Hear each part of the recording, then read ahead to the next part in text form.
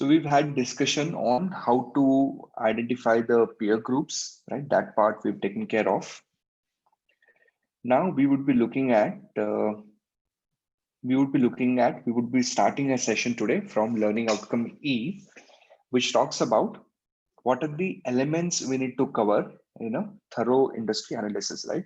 So this is some sort of a checklist approach. In fact, in this reading, they give you checklist multiple times that when you want to analyze an industry, what all areas you need to look at. And we have some sort of a simplified list of these items. Fair enough, Arya, we'll go through it one more time. So we'll go through the list and then we will jump on to the next learning outcome. So first, evaluate the relationship between macroeconomic variables and industry trends, right? So at times, certain industries are highly sensitive to how economy is doing. Certain industries are not. We discuss them, we call them either defensive or cyclicals, right? So you want to build some sort of a relationship over a period of time. Then estimate industry variable using different approach, different scenarios. Check estimates from other analysts, right? Just so that you're not overconfident or you're not missing or making some sort of a absurd mistake. Compare valuation of different industries. Now, this is a very interesting point because if you'd see, different industries get different premiums. For example, if you look at FMCG industry in general, you would see that it is trading at an earning multiple of 70, 80 in Indian markets. But as against that, if you look at some of the other industries, for example, even pharma for that matter, a lot of pharma companies you would find at a multiple of 30, 40, 45. IT companies you would probably find at a multiple of 25 to 30-ish. So compare the valuation across different industries. Then also figure out if you can have some sort of a rotation strategy. Do you remember what rotation strategy is? You try to load up on cyclicals at the bottom of the cycle because now you're expecting things to go up, and you try to load up on defensive and get rid of your cyclicals at the top of the cycle, right? That is typically referred to as a rotation strategy. Then analyze industry based on strategic groups. I think we discussed this, that even within industry, you can have multiple smaller groups, right? So I give you an example of, let us say, healthcare, which is like a large sector, right? Within healthcare, we can have, let us say, hospitals as one particular industry. But within hospitals, we can have a lot of small strategic groups, right? So I give you an example of this company called Narayana Rudayale. I don't know, that would be a tough spelling, Rudayale or something like that. And then there are some other guys in this space who are specialists only in one particular, so these guys are specialists in the Hruday part. Hruday is the heart part, right? So Dr. Shetty apparently is kind of the champion of this particular firm. And then they focus only on that particular, they focus on other areas, but that's their specialty. And then we also have, multi-specialty hospitals. So which means within hospital space, we can have a lot of different variations there, right? So these are all strategic groups within the industry. Then classify the industry based on their life cycle stage. So very soon in one of the subsequent learning outcomes, we will be learning what a life cycle is. But just to give you a very broad overview, there are these 5 or 6 cycles through which an industry goes through. Here. So how many of them? 5. So embryonic industry life cycle. And embryonic means very early growth, shakeout, mature, and decline. So these are the different stages through which a typical industry goes through. You would be learning about that, but you identify which stage this particular industry is in. Is it an embryonic stage or mature stage or decline stage? So that's the point that we need to look at. Then also figure out what is their experience curve. Now, would want you to remember this specifically from an exam perspective. And what's the cost per unit relative to the output? So typically, you would want an experience curve to be somewhat like this, right? Typically, your experience curve would be somewhat like this. And why would it be like this? Because in the earlier days, so imagine if you wanted to buy a personal notebook, right, 10 years ago. So a personal notebook would have costed you, I don't know, anything in the range of 300 to 400,000 Indian rupees, right? So that's 3 lakh rupees. Today, now you can buy a personal notebook. So this is maybe, I don't know, year 2005. And today in 2020, you can buy a notebook for what price? You can buy it even for as low as 25,000 rupees, right? I'm sure if I search on Amazon, I'll find something in this price range. So which means as with time, a lot of these manufacturing cost per unit has gone down. It has become cheaper to produce them. So that is some sort of an experience curve. The curve declines initially because of increase in productivity and economies of scale. Increase in productivity and economies of scale. So that's your experience curve. Then two important sentences that I found in the curriculum. I thought we should go through them so that we are familiar with the language and concept. Often analysts examine strategic groups sharing distinct business model or catering to a specific market segment in an industry, almost as a separate industry within an industry, right? So I give you example. These are strategic groups. Now we can make strategic groups in multiple industries. For example, you make a strategic group of, let us say, hospitality and restaurants in general, right? So if you make a strategic group of, where is it going live on YouTube? Do you guys have access to the link? Are you able to see the video on YouTube, Nishant?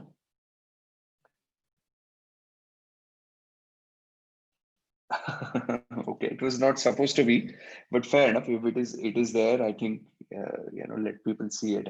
I don't have an issue. I didn't plan it to be. It was supposed to be privately streamed, but that's all right. So, healthcare could be one example, or it could be even restaurants for that matter, right? So we have these fast food counters as a special category within Horeca hospitality, and the restaurant space we can have a separate segment. So even within a larger industry, there are players who are focusing on particular smaller niche segment of the market, right? So we call them as the strategic groups. Now, again, something that one of the factoids, but institute might just test you on this on a theory question. So we have put an example here. Companies that sell proprietary drugs would be a separate group from companies that sell generic drugs, right? So even within pharmaceutical, we can have classification of either patented drugs or selling the generic drugs, right? That's it. With that particular learning outcome is over. And now we would look at the principle of strategic analysis of an industry. So again, it's theory, but it's super interesting. We're going to have fun with this. Now, I discussed this when I started the reading, that to me today as an investor, when I look at stocks, probably in my earlier days in the career, I was too much focused on balance sheets and reading the numbers and then taking a call. But today I'm more focused as an investor on the qualitative part. And this learning outcome is kind of, at least for me, it's my building block of how I look at any of the stock. Every stock that I want to analyze, for me, this is my framework, right? And especially what we would be learning here as Porter's 5 factors, which is very easy to read, but it's kind of phenomenal in terms of how powerful it makes you once you learn to appreciate the business with these 5 lenses or these 5 vantage point. And I'll give you a lot of examples as well. So let's read through some of the basic theory first. Some industries are highly competitive, with most players struggling to earn adequate returns on capital. Whereas other industries have attractive characteristics that allow almost all industry participants to generate healthy profits. So if you think of this sentence, what it basically telling you is there are certain industries where even if you're probably the smartest operator, you're going to have difficulty generating good return on your capital. But there are certain industries where even if you are not such a good operator, you would still make money. So this reminds me of a line in one of the Peter Lynch books. No, not Peter Lynch books. In one of the Pat Dorsey books. Pat Dorsey is your book. He was one of the heads of Morningstar, and he had written a book. Okay, name of the book was Little Book That Builds Wealth. Name of that book was Little Book That Builds Wealth. It's a phenomenal book.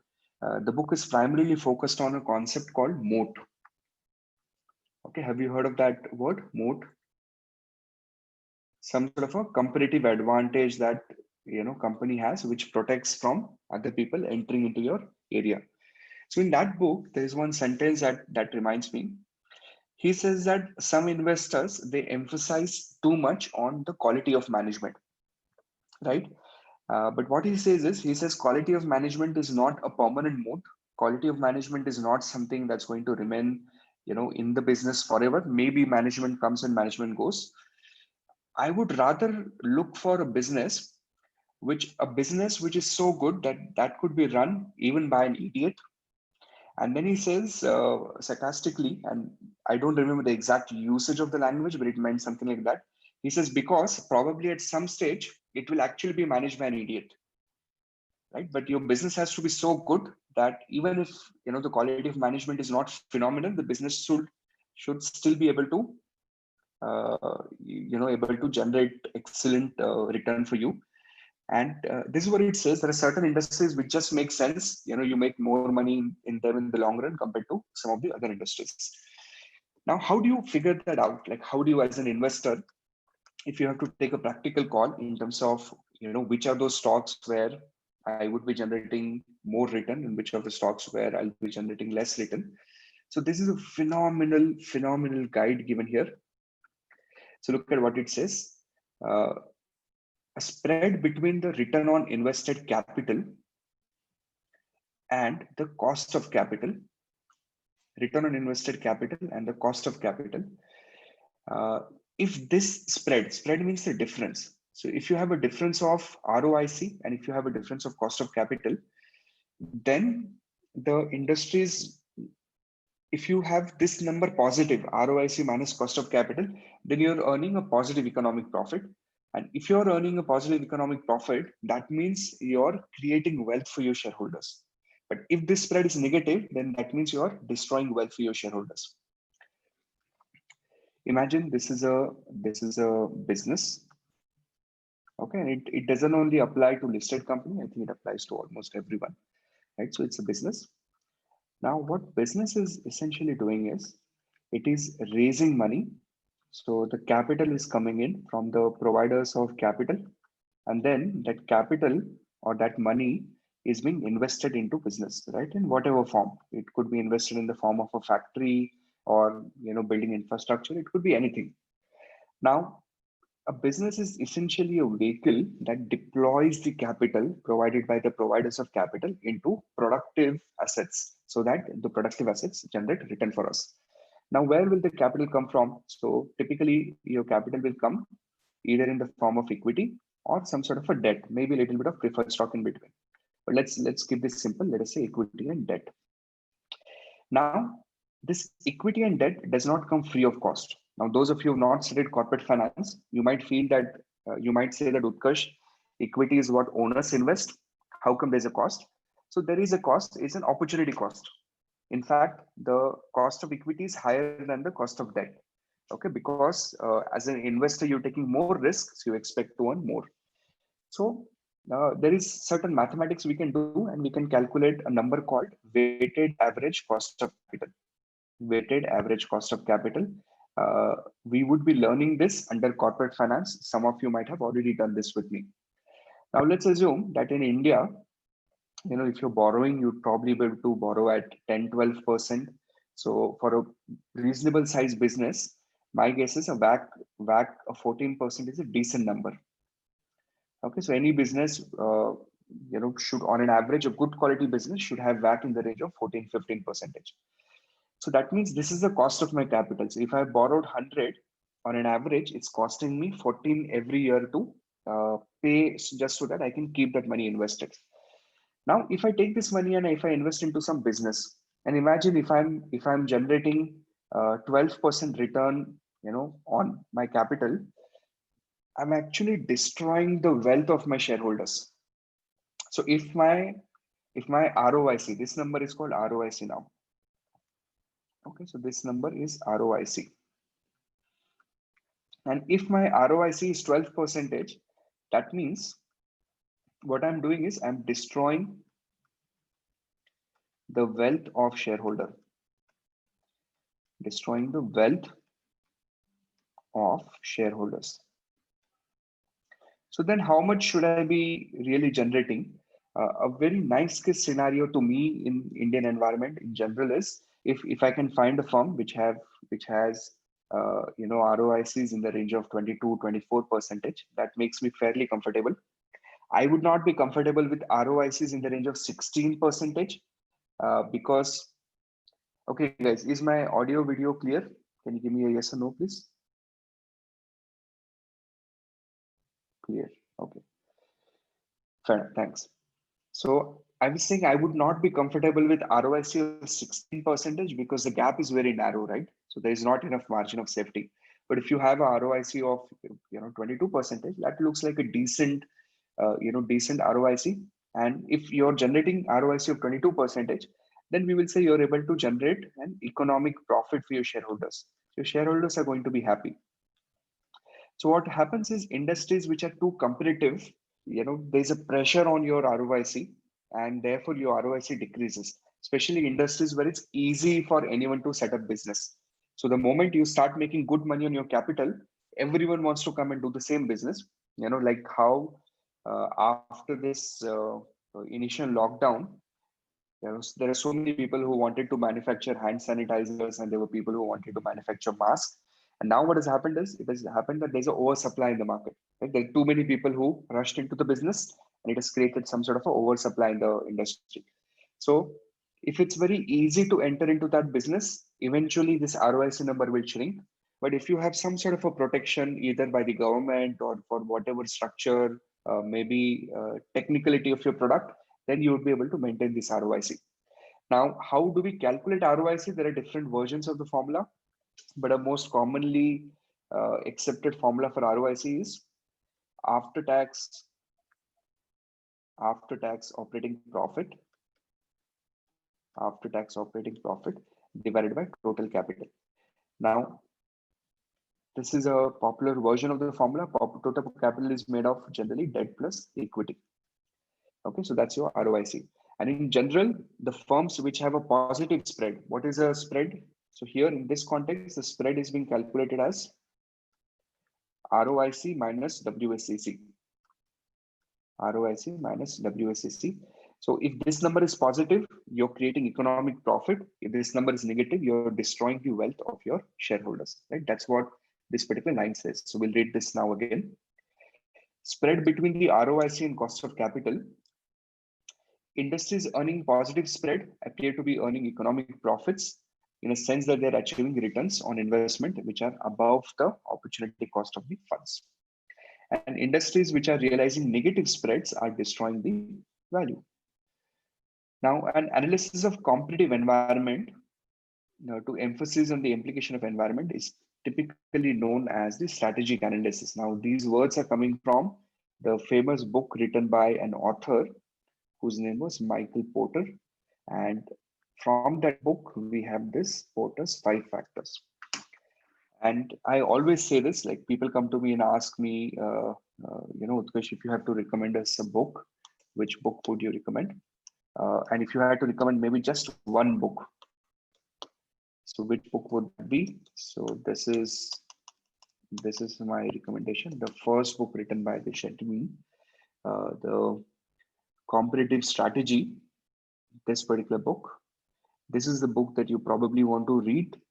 Now, it's a book written in 80s, and people criticize because some of the predictions that he made did not turn out to be true.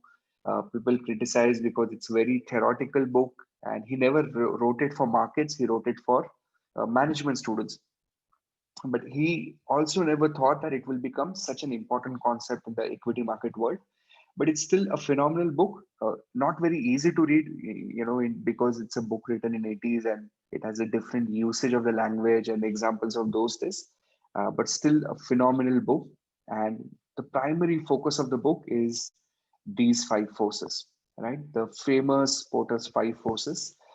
And if you somehow learn to look at any business from this perspective, it is going to make your life really, really easy.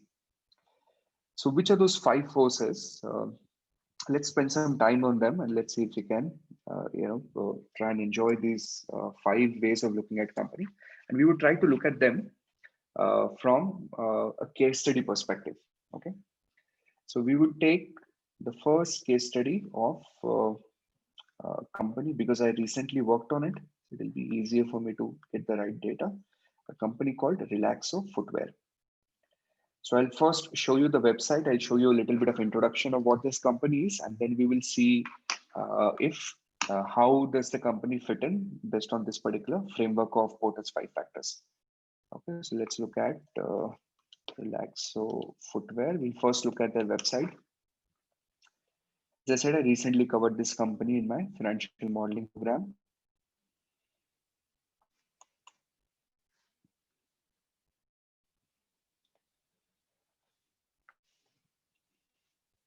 Okay, so these guys have a huge history. I mean, the company has started pre 1991 in India. It's a 1985, 1986 company. Pre 1991 companies are kind of rare in Indian world in a way because up to 1991 we had something called as a license Raj. If you had to do business in India, you had to take licenses from the government. It was very difficult to get that license and operate. And these guys originally, were manufacturing cycle tires, and then eventually they migrated to production of footwear. And today, these people manufacture about 10 crore footwears a year. Okay, so that's kind of crazy. Now, which brands do they have? So they have these Bahamas, which are open footwears like your sleepers, is what we call them.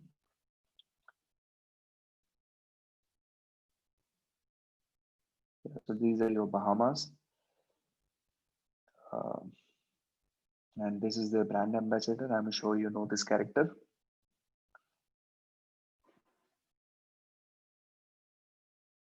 I also see some other celebrity behind it. No, okay, just a filler. And then we also have Flight, which is a PU based product. And then this another celebrity endorses this PU based product. Then we have Sparks, which are like sports shoes, uh, supported by this particular actor. And then we also have this doesn't sell so much, but we also have school shoes for them. Okay, so that's the company. Now, let's see if we can think. How many of you have, by the way, have purchased one of the Relaxo footwears in the last 3-4 years? Can you just send me on the box, please?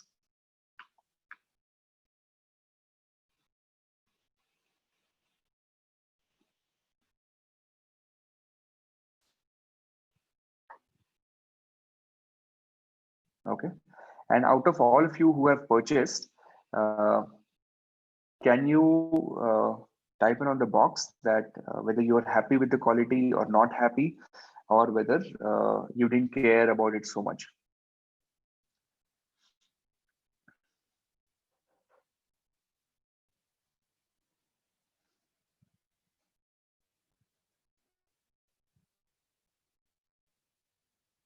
Okay, so we're getting mostly happies, and then there are some people who didn't care so much, right? Comfort level is good with shoes. Sparks is cheap and good with floaters. Happy, okay. I'm happy to know you guys are happy. All right. And how many of you, when you're making your next, purchase in the same category? Okay. Again, I'm so sorry. Just a minute. And how many of you, when purchasing, product in the next category, would specifically go and look for a Relaxo brand? How many of you feel that you would specifically would like to go and look for a Relaxo brand? And yes, say yes or no.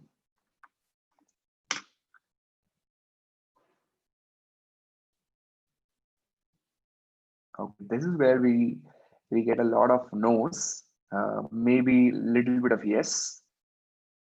Yes, pricing is right for sure, right? Okay. So that is going to tell us something. I'll tell you what it is called a brand loyalty, which is in fact very important.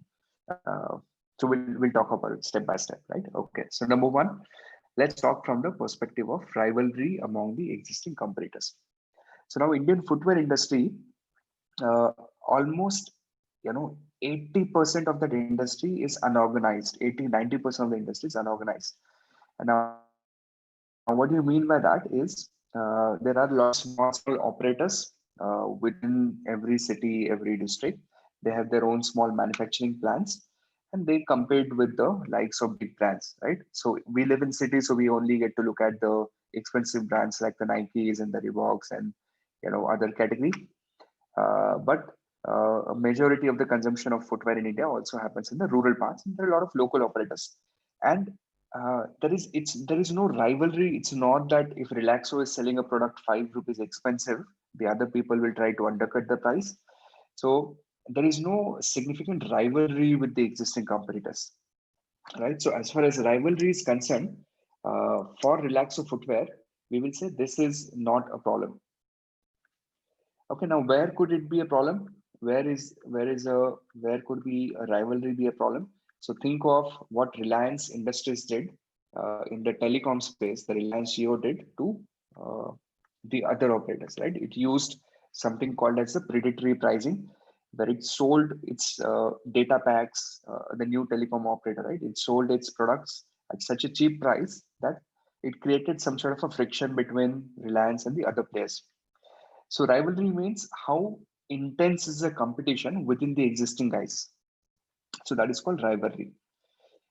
Now, second area is threat of entry. How easy it is to, uh, how easy it is to enter into this particular business.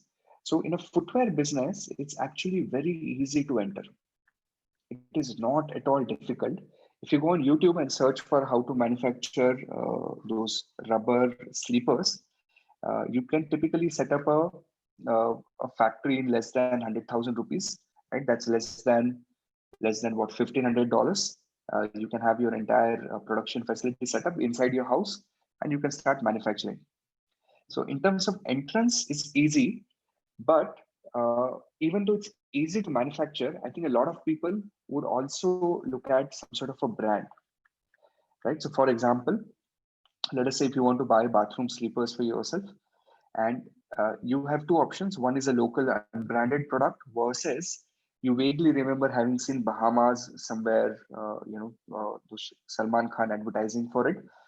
How many of you would be inclined towards Bahama, and how many of you would feel you wouldn't care? Just give me either Bahamas or don't care.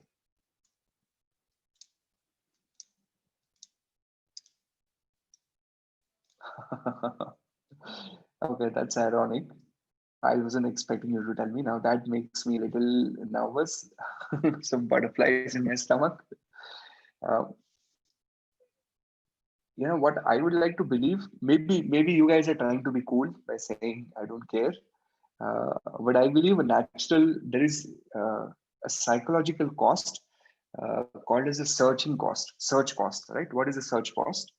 Um, if I'm going to buy, let's say these mugs for myself for my coffee, right?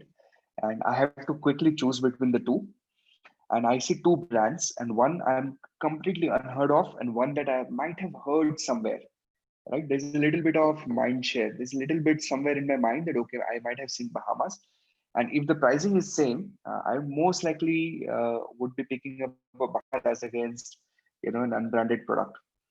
So I feel that entry barrier for people, especially in the high cost product like Sparks, which is the sports shoes, right? So this is debatable now, and in fact, we did have a healthy debate on this in my financial modeling class as well. I think I'm a little biased because I like the company. Uh, I'm a little. Oh, you.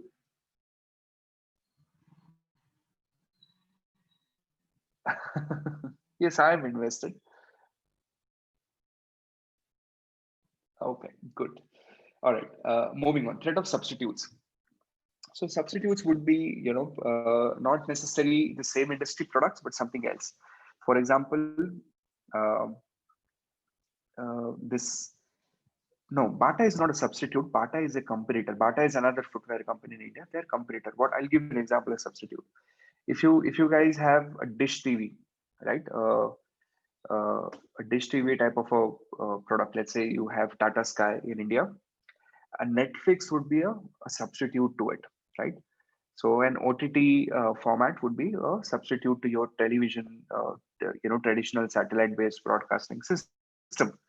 Or what could be substitutes? For example, I think 3-4 years ago, I bought one when I was traveling. I bought one camera, like an expensive, not very expensive, but a camera like those. Uh, I forgot, like one of Canon or those type of cameras, and yeah, yeah, correct, one of the DSLRs, and that time I thought that okay, fine, I'll because I travel so much, maybe I'll try and take nice pictures. So I remember I was traveling to South Africa. For the first 2 days, I was super excited, so I carried that bulky camera on my neck. And on the third day, I was like, okay, enough of this. I'm not doing that. My mobile phone does an equally good job, and I don't have to carry that DSLR anymore. So I can simply use my mobile phone. Since then, I've not really purchased a camera except for office purposes when I record the videos. So, uh, so a mobile phone is, I think, is an excellent substitute to a lot of people like me who are not, experts or so-called interested in photography. You just want to take pictures. I think mobile phone does a decent job. So that is your threat of substitute, right? So what would be a substitute to a footwear where what would be a substitute to footwear where you suddenly stop using footwear and use something else? I don't see anything. At least I was not able to think of any other product which making footwear redundant. So to me, this does not look like a problem at all. Okay, so this is not a problem.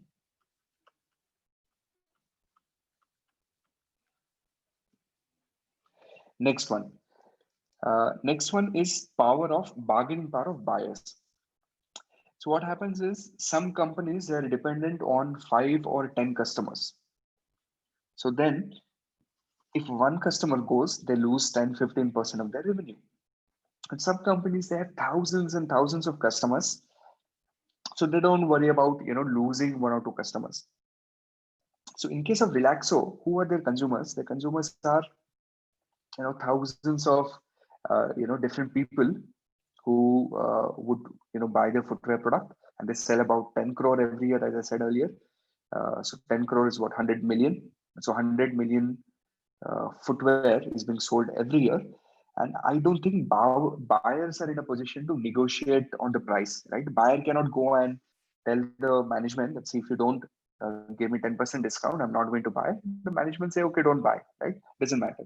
So bargaining power of buyers to me is not a problem, right? And then we left with bargaining power of suppliers.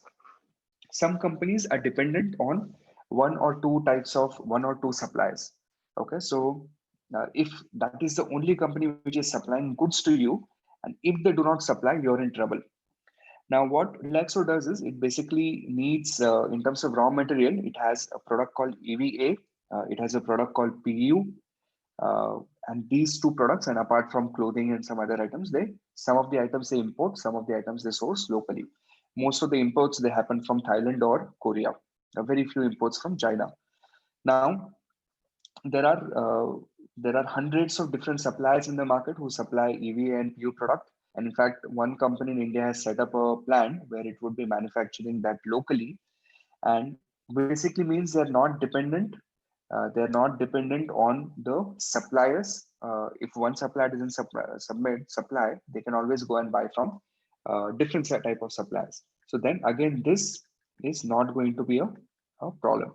So the moment you start looking at every business from this, these five vantage point, from the customer, new people coming in, threat of substitutes, power of buyers, power of suppliers, then suddenly you start building a more comprehensive view. It also identifies a lot of risk for you. Okay, so this is one example of relax. So now let's look at some other examples so that you get a better idea. So let's look at, let us say, someone like, let us say one of the automobile components. So uh, let us say we will look at endurance technologies. Okay, now I don't follow this company, but I think it would be interesting to see to it. So let's take some other example, at least a company which I understand. Maybe it will be a little better for me.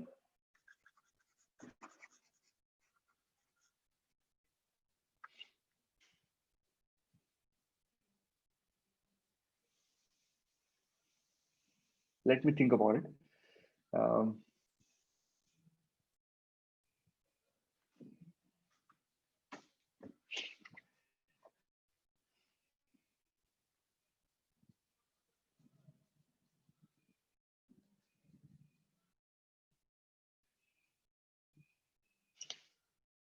I'm thinking of some company where they would have some of they would have problems somewhere else in one of the sectors. So I'm just trying to come up with a company which might have issues in one of the areas. Okay, so let's look at this very interesting small cap company in India called Manorama Industries. Okay, so first I'll show you their website, and then we would try to do this analysis on Manorama. Again, I have not studied them at the level of depth that I would like to, but I have a superficial idea in terms of how they operate. So let's look at the Manorama Industries.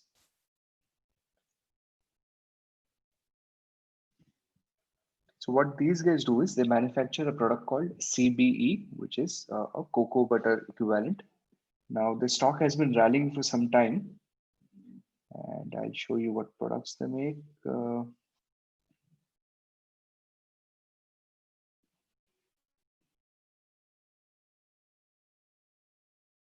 Okay, so they make something called as cocoa butter equivalents. This goes into products like your this goes into products like your have you heard of Ferrero Rocher? Right, so I think Ferrero Rocher is one of their consumers. Yeah, these guys. So they put in some of the CB manufactured by Manorama into their product, and then they have also products which are used in cosmetics, right? In the personal care space. So they have these cosmetic butters and cosmetic oils. Like for example, they'll have mango butter, kokum butter, shea butter, and God knows so many different types of butters here. And this is roughly their business model. So so now we will try and see from the perspective of what is we'll try and analyze this company from a Porter's five factors. So let's start with bargaining power of suppliers. Okay, so how do they get the raw material? So my understanding is they're connected to thousands of people who go to this Chhattisgarh forest, and they collect the seeds for them, and then those seeds are being supplied. So what I would like to know is, like, if I decide to research this further, I would like to know that when these people who are collecting seeds and supplying to them, do they have some sort of a union? Because even laborers are supplier, right? Laborers are one of the suppliers of labor. And typically, if there's a union, then bargaining power of suppliers goes up dramatically. For example, in case of company like Maruti in India, they've historically had union issues in their Haryana plant. If you guys have ever followed that story, So which means if there's a very strong union, then bargaining power of suppliers, the suppliers of labor goes up. Now, in case of Manorama, that is what I would do, research a little bit more on that whether the people who are collecting those seats for them and delivering them, whether they have some sort of a union structure available there. Then bargaining power of buyers. So then what I would like to learn about Manorama is that are they dependent on 2 or 3 customers? So typically, if they have given any presentation with their top few customers, to my knowledge, they have not really provided that kind of information.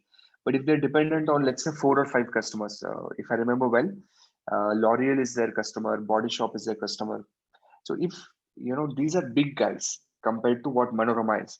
So let's say Manorama 20% revenue is coming from let's say one particular company, and that company tomorrow decides and negotiates with Manorama and say that you have to give us a 10% discount, otherwise we will not buy from you. Then Manorama will not have a choice, because if they don't, a lot of their revenue decreases. Correct. So Kshitij is saying they are heavily dependent on Mondelez. Right. So if that is the case, then that is something that you want to be very concerned about. Then threat of substitutes. So threat of substitute means that all these products are there better quality substitutes, and I would like to believe yes that there are plenty of substitutes, because these products by themselves are substitutes, right? A cocoa butter equivalent is a substitute to cocoa butter.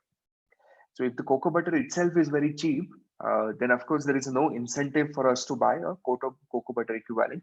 So there might be a threat of substitutes, and that's again something that you want to be a little careful about. Then the threat of entry. This seems relatively safe, because it's a very difficult business to be in, to collect all those raw material from jungles and then process it. And I've heard that one of their competitors is a Japanese company, which is 20-30 times bigger than them. And it looks like it's not going to be easy for a new player to come and set up a business in a forest collection type of a business. And rivalry among the existing competitors, again, I don't have a lot of idea, but I think it would be relatively lesser.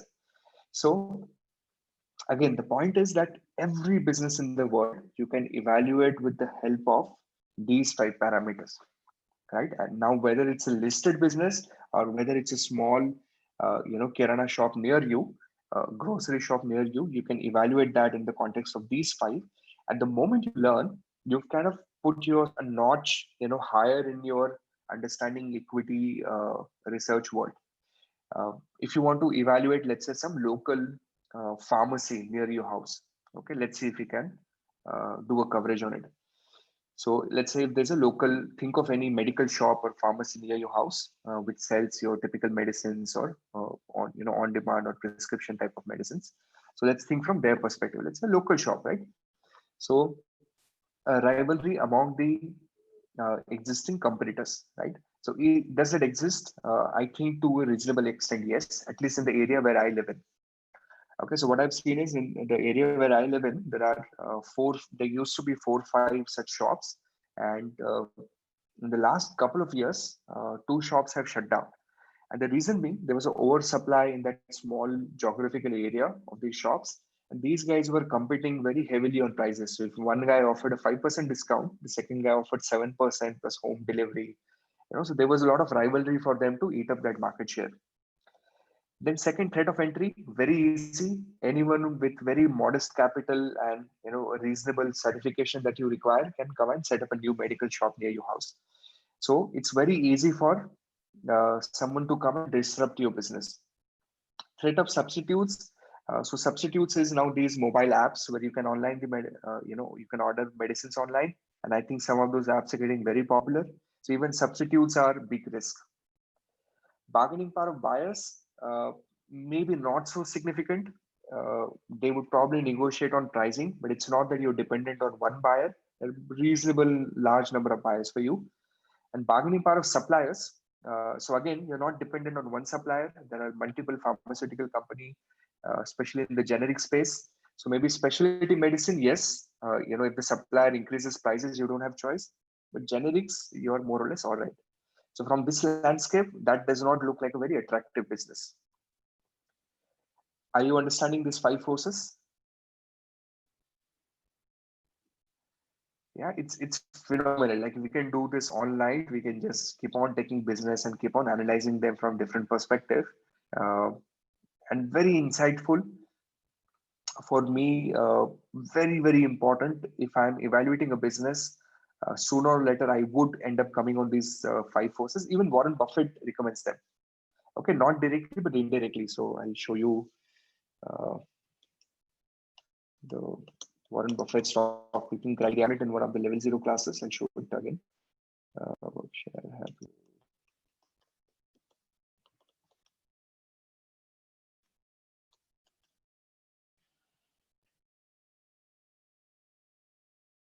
It's 1000 later. I'll have to do a little bit of search.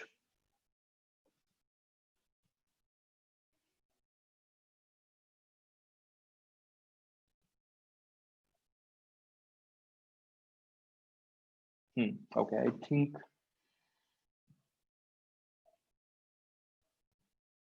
yeah, here. So if you look at these sentences, this is where is my screen visible to you all? Are you able to see the Warren Buffett letter? Okay, Praveen, maybe log out and log in again. Okay, so look at this now. This is where Warren Buffett discusses his stock picking criteria. Okay, so he says businesses we understand, favorable long-term economics, able and trustworthy management, and sensible price track. Now, if you look at this part B, favorable long-term economics, what does he really mean by that? Okay, what does he mean by favorable long-term economics?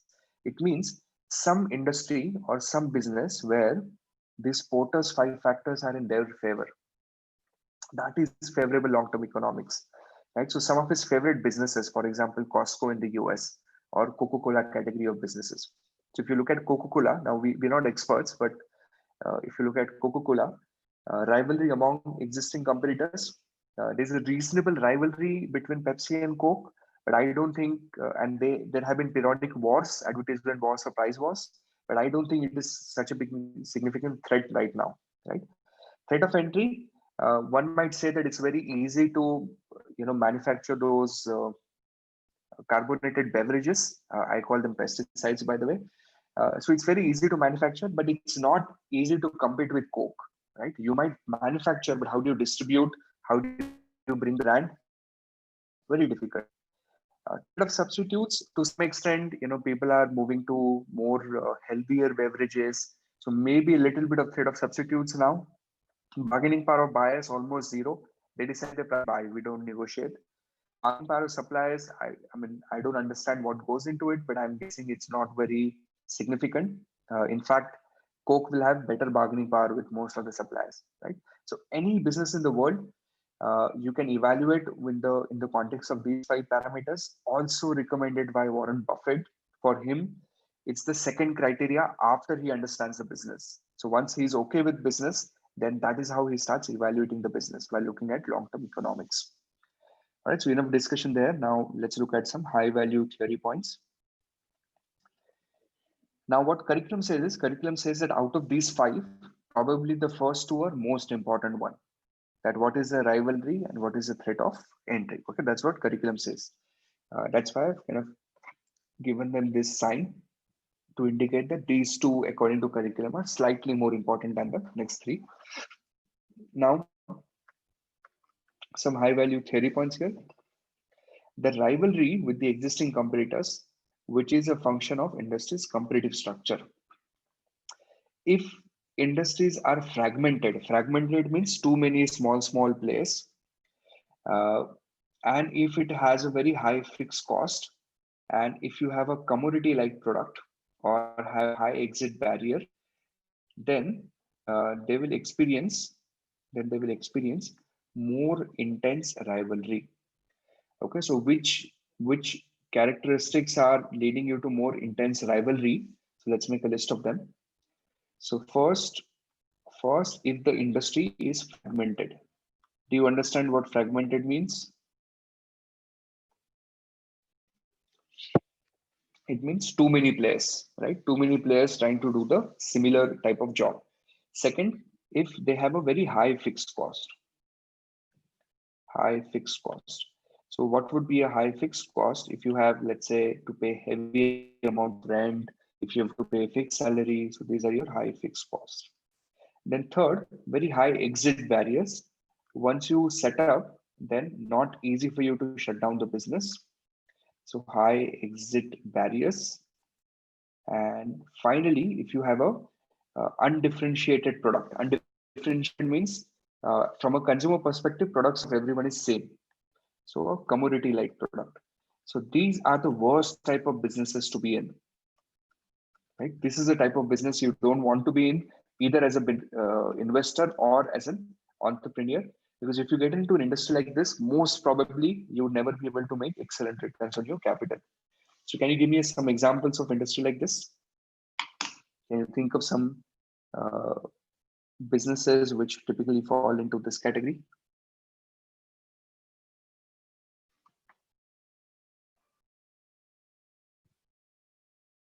No, coal, I would say it's more concentrated. Um, yeah, I think, I think setting up hotels like hospitality, that might be really good. For example, uh, I have a so I think a couple of years back, I was helping a client. This guy had a resort in Goa, right? I mean, I'm sure all of us know Goa. It's very popular tourist destination in India. This is for online students. And he had a seaside resort, and he wanted me to help him exit the business. He wanted to sell his business. And that time, we were evaluating whether that could be a good investment for some of the people I was working with that then. And if you look at it, that resort was kind of uh, almost fitting in into all the four worst category of businesses, right? Typically, hospitality. Think of it. If you have hotels, especially in an area where there's an oversupply like Goa, right? There has been phenomenal oversupply of hotels in that particular region. So, is it a fragmented industry? Yes, because there are too many players. They have small market share. Does it have a high fixed cost? Yes, because you have to pay heavy salaries. You have to, maintain the property. So you have to pay rentals, maintenance cost, depreciation on your furniture, your fixtures. High exit barriers. Yes, it's not that you put up online and you decide to shut down your business tomorrow, right? Shutting down a hotel's type of business is so difficult. There are long-term leases. There are fixtures that you put in. And is it a commodity like product? For most of them, yes. You know, uh, I mean, there might be a little bit of differentiation, but consumers will exhibit a very high price sensitivity, right? People go to booking.com and spend hours trying to find a cheaper accommodation with more features. So, typically, like hotels fit into most of the these four categories, and then there would be rivalry, especially with pricing. And because of that rivalry, the return on capital that you generate would be substantially lower. So, uh, fragmented businesses which have high fixed cost, high exit barriers, and commodity like product generally are the worst type of businesses to be in. If you want to ask any question here on these 4 points, please ask, because I'm not sure what is your level of understanding here. So type in the queue, frame your question. I'll try and answer it.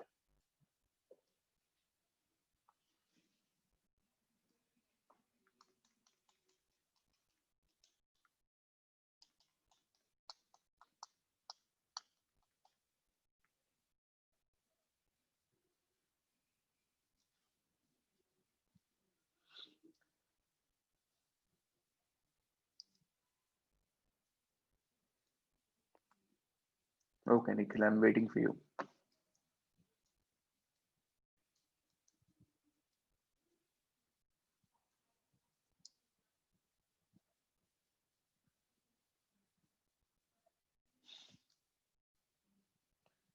Searching for your keyboard.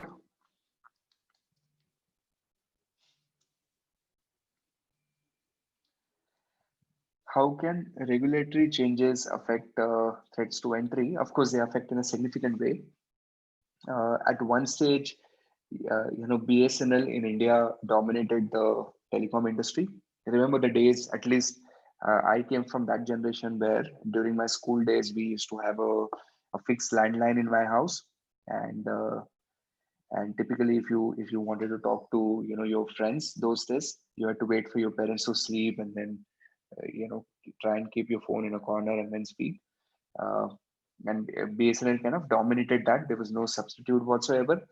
And then the government of India kind of opened up the telecom sector, right? Both landline as well as the wireless sector. And because of that regulatory changes, see how different the industry structure is now. So at one stage, the government company like BSNL and MTNL, they were kind of the king of that space. Now it has completely changed the industry landscape. So government regulations do have dramatic impact. Another company in my portfolio is this company called CDSL. They're into depository business. Now, there has recently been a committee appointed by Government of India called the Gandhi Committee, and they've kind of opened up the depository business to even private players, right? So right now, CDSL kind of enjoyed all the benefits of being moated, being given regulatory license. Very soon, even private players will be able to do that business. So regulatory changes do have significant effect on the threat of entry. Okay, some more. This is done.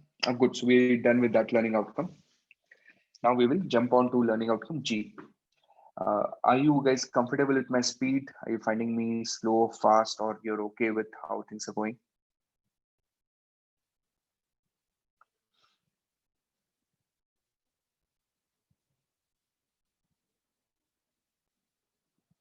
Okay, good. Good to know that. Learning outcome G now. So in learning outcome G, we have to focus on these four factors. We have to look at another dimension of barriers to entry. We have to read a little bit about industry concentration, industry capacity, market share stability. Now, if you're someone who's in the market for a few years, I think these points are fairly obvious to you. But if you're new to finance and probably management world, it will take you a little time to get acquainted with terms and concepts. So it's a fairly long learning outcome. I think I've broken it down into 5 or 6 slides, and I've put in some really high quality examples so that when you revise, it becomes easier for you to revise with the help of examples. All right, so let's get started. The main crux of this learning outcome is just these 4 points. You understand these 4 points, more or less, it is done. This screenshot is coming from your juice notes. So let's read the first point here. Barriers to entry. That means how easy or difficult it is to set up the business. So if there's a very high barrier to entry, it benefits existing industry because they prevent new competitors from taking away market share, right? Can you tell me some industries where there are very strong barriers to entry? Telecom, correct? Telecom has a significant barrier to entry. Railways to a large extent now, yeah. Railways could be an example. In India, we haven't privatized them on a massive scale yet. Airlines to some level, yeah. Infant food, okay. Because of the licensing requirement, fair enough. That is sort of Mukherjee speaking now. Correct. Have you guys heard of this company called Mahanagar Gas Limited, or have you heard of Indraprastha? Right? Do you think they have a barrier to entry as well? So if you look at Mahanagar Gas Limited, right? Very interesting company. I'd probably like to spend some more time. Both the players, Mahanagar as well as Industrial, Mahanagar as well as Indraprastha Index. Mahanagar kind of operates in the Mumbai region. Okay, I'm clicking. Will it let me go in? Yeah. And what they have is they have a nice presentation on the website. Let's check that.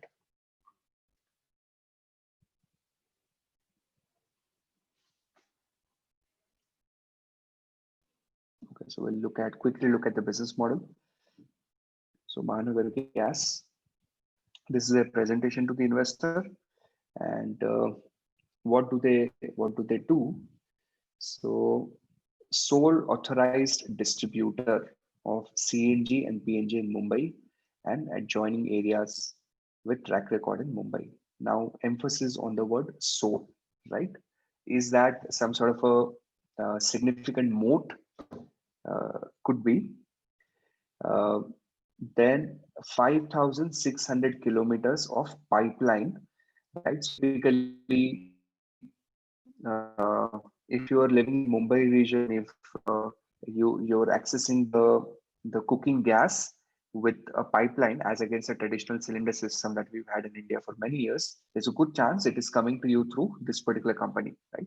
And the thing with this is that we are such a large country that I don't think anyone else would set up a pipeline in the same area. Neither I think government would allow that because setting up a pipeline is a fairly complicated task. So, which means once you set up a pipeline and people are consuming your product, uh, there is no incentive for anyone to come and set up a competitive pipeline, right? That doesn't make sense to you. So, so this is what it means. And if this is the main point of discussion here, that if you have a barrier to entry, then those people who are already inside the market are going to kind of extract the juice for years and years to come. But high barrier to entry, and this is an important sentence, does not necessarily mean that you will have a pricing power. Now, what does it mean? It means, let us assume you're in a business where no one can enter. Does not mean that you can sell your product at crazy prices. There would still be limitation on your pricing. Now, in case of Mahanagar Gas, it is a government of India company. So there is a governmentary regulation on at what price they can sell the product. Same is true with CDSL, the company in my portfolio. Government decides, government gives them a limit on how much they can charge to their clients. At times, the government might not interfere, but what might happen is that the way industry is structured, even if there are just one or two players, because of the competition within those two players, there would be limitation on pricing.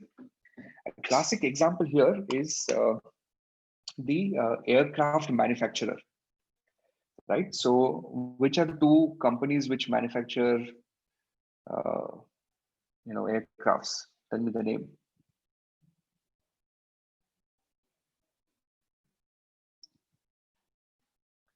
Correct. Boeing and Airbus, right? So these are kind of the massive player in this space, and these are their famous product line. Let's Google this. Uh, Boeing, what is that? 747, 737, and A320. So Boeing 747. This is the Boeing product. I wish I could spend more time on it. Probably we could read out their features, and then the competing product is Airbus. Airbus Airbus 320. So Airbus 320, and these are kind of the competitive products. Now, roughly the market share is distributed 50-50 between the two. Nehal says no competition really. Okay, Nehal. So market share is kind of divided half between the two. So technically, if you see some firm which has 30-40% market share in an industry, that's a very dominant firm, isn't it? If you own 40% of an industry, you actually have a very dominant position. But even then, none of these players have actually done really great financially. Both of them have significant pricing pressure. And why is that?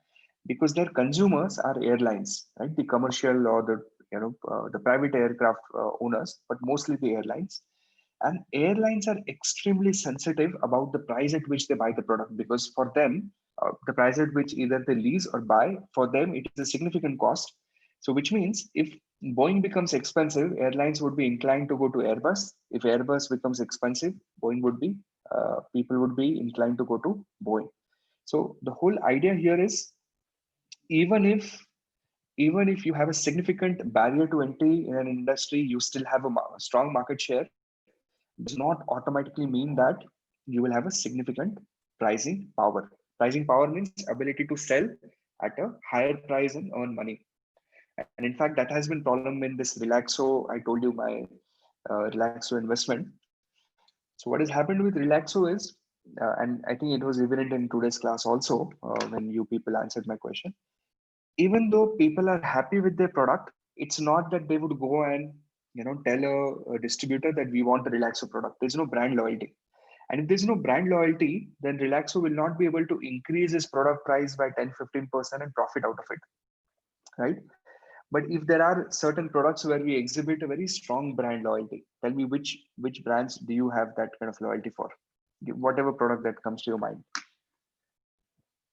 Some people are saying Crocs, Apple, Gillette, Sparks, and Nike. Okay, good to know that. Maggie, Samsung, H&M, Nestle, Skechers, Lay's, Starbucks, right? So all these brands, where you people feel you exhibit royalty. McDonald's, Rolls Royce, okay. Tata Salt, Woodland, Apsara, Fair, Apsara. Akshay, what do you do with Apsara? So, uh, so if there's a brand loyalty, then there is some sort of a pricing power. Then they can increase the price by 10, 15, 20%. They can make more profit, and you're still okay to buy them, but which is not necessarily the case with some of these companies. Okay, so let's read some high value sentences here. Let's get you acquainted with the language. A firm will be able to earn economic profit and sustain it if barriers to entry are higher. So economic profit, we did learn the definition, right? What was the definition? If ROIC is greater than WACC, if return on invested capital was greater than cost of capital. But will you be able to sustain it? That is a function of, can you stop new people from eating and coming and eating up your market? If you cannot, someday your economic profits will be wiped out. Then this is also very interesting. Do not confuse barriers to entry with barriers to success. In some industries, entering may be easy, but becoming successful to threaten the incumbents might be quite hard. Give me a few examples here. Where it's easy to enter, but it's extremely difficult to compete.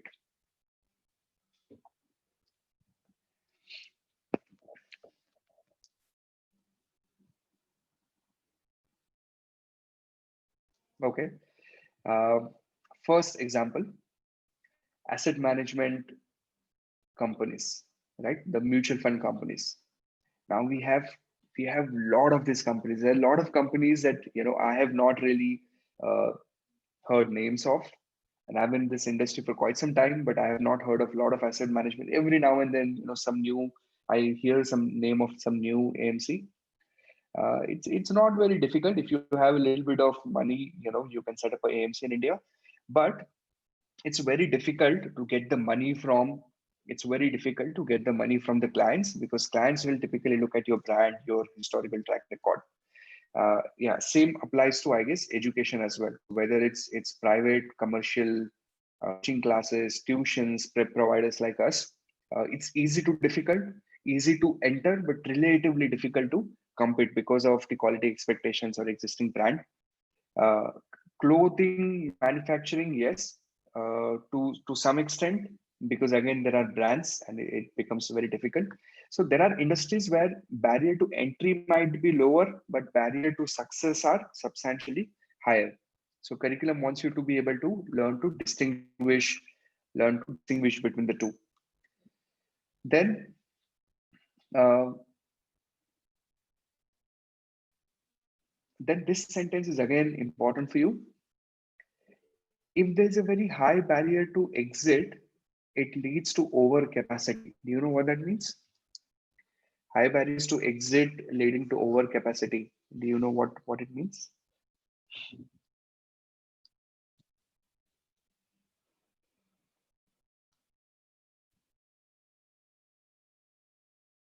High supply, low demand. Um, certain businesses are extremely difficult to shut down. Okay, so if you, let us say, So I'll give you example of one of my students. So what he did is, have you seen those green nets which are typically used in the agriculture or even in fishing industries? Those nets, right?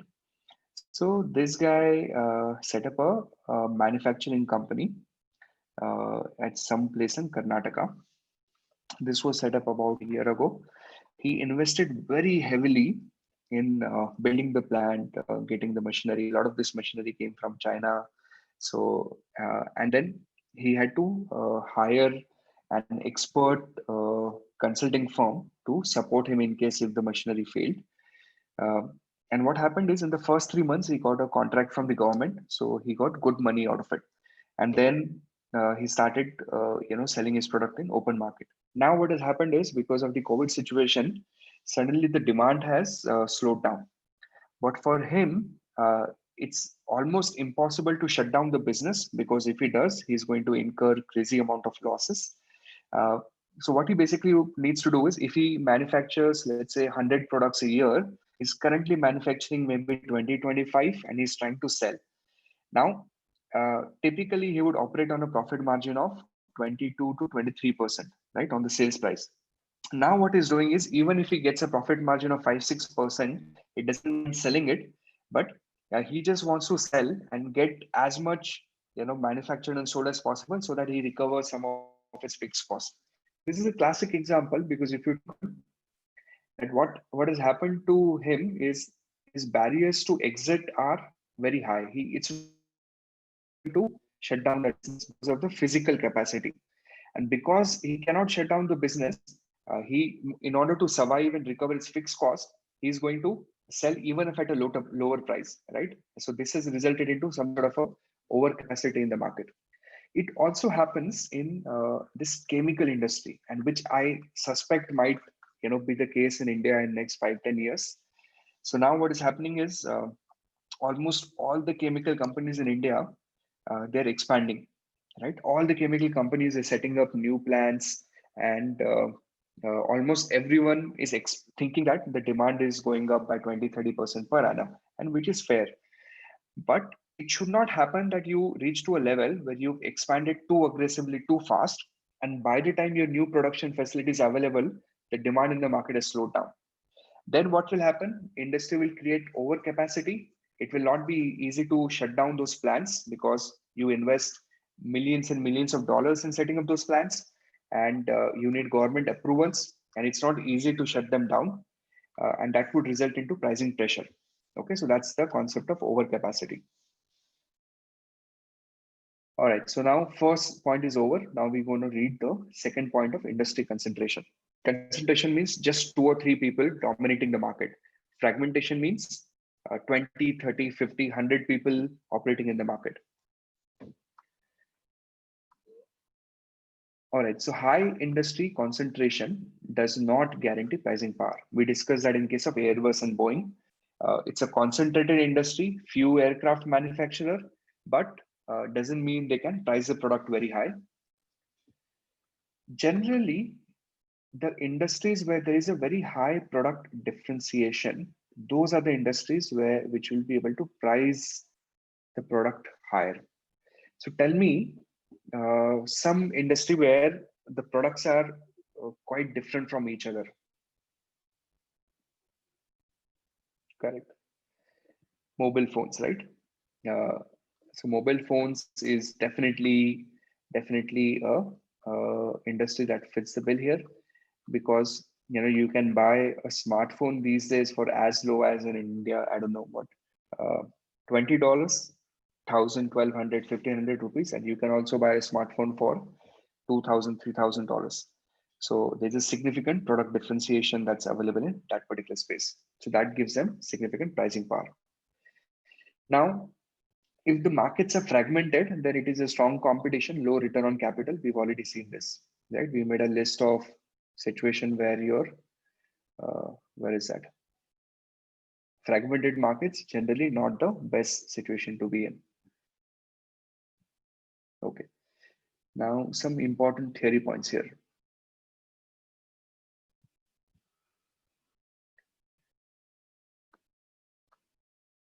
So if it's a concentrated industry, it might often have less price competition, but not always.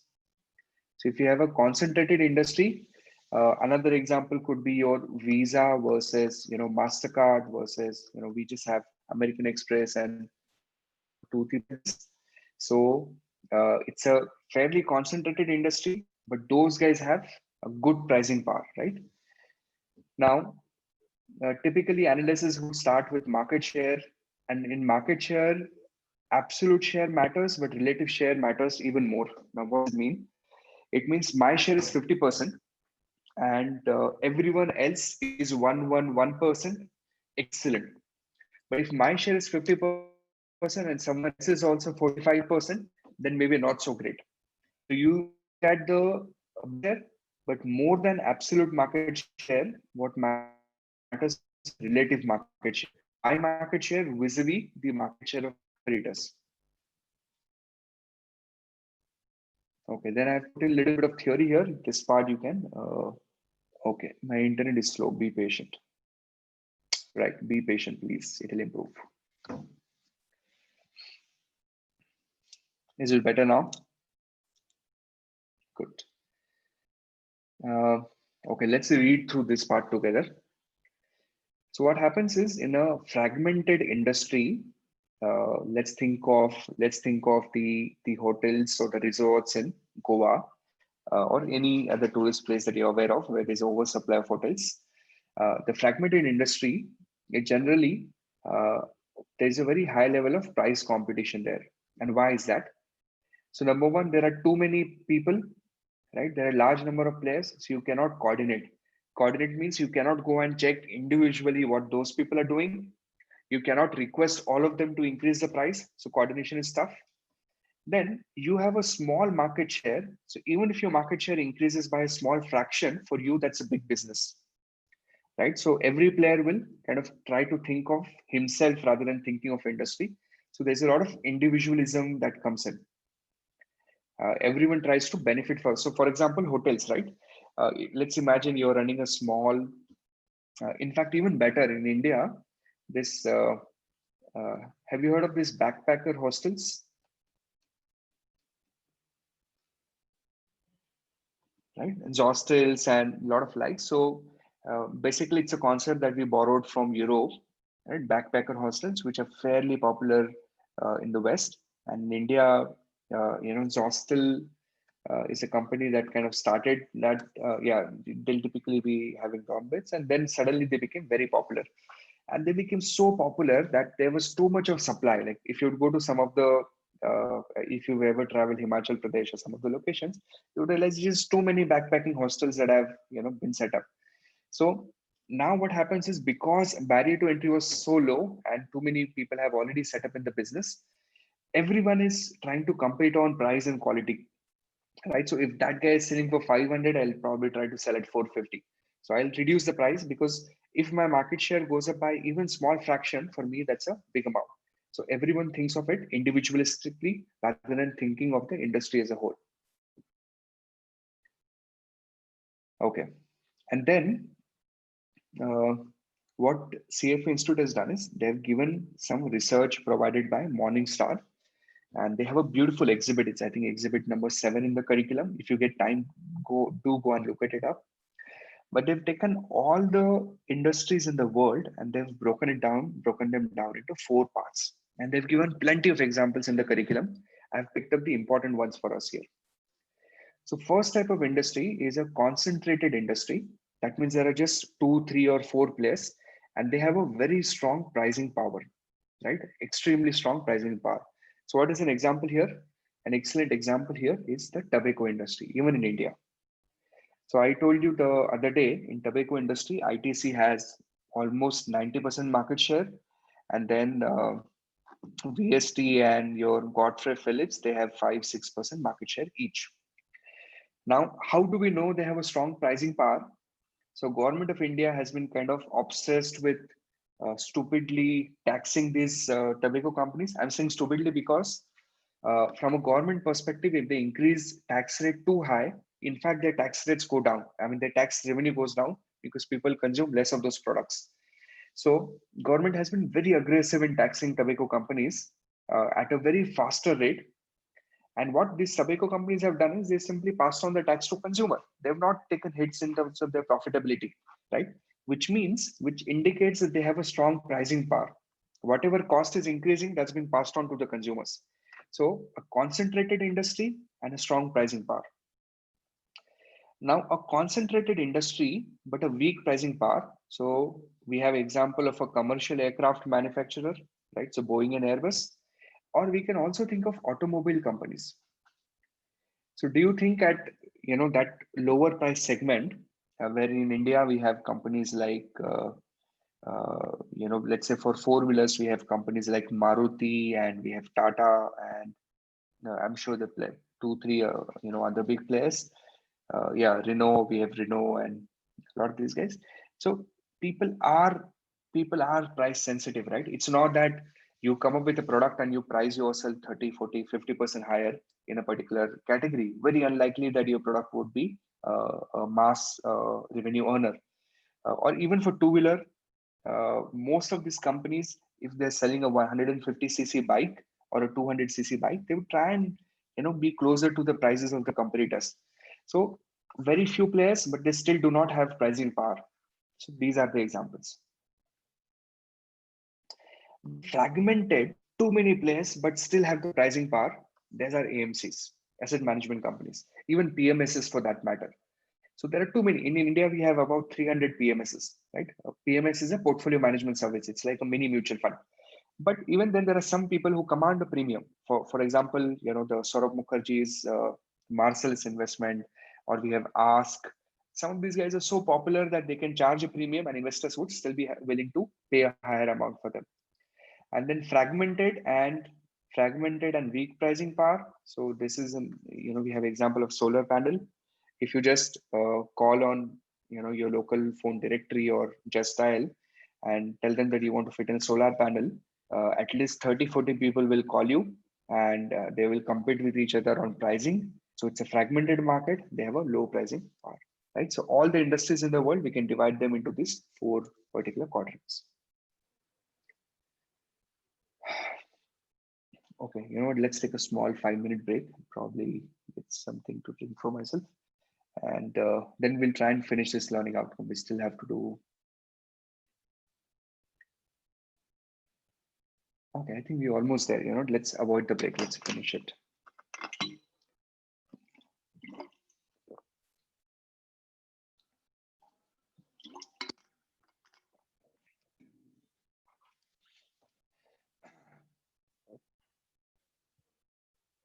Okay.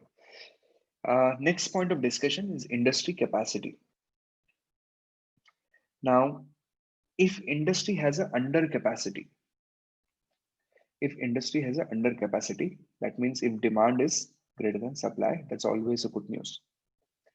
What is an example now? And just today itself, I was having a discussion. One of my friends, he is in the business of raising money for SMEs, and there was one particular client about whom we were discussing. So this client manufactures your dishwashers, right? And right now, what is the supply? What is the scenario in the market? Is because of this, traditional in India, we get access to very low cost domestic help, right? So you can typically hire people who would come and probably clean your utensils and clean your house. And now because of this lockdown situation and because of the increased risk of infection, the government is discouraging people and societies are discouraging people to have these maids, in your house. So that has automatically resulted into demand for the dishwashers. Now in the listed space, we have companies like IFP, who are dominant in production of dishwashers, but there are also domestic players.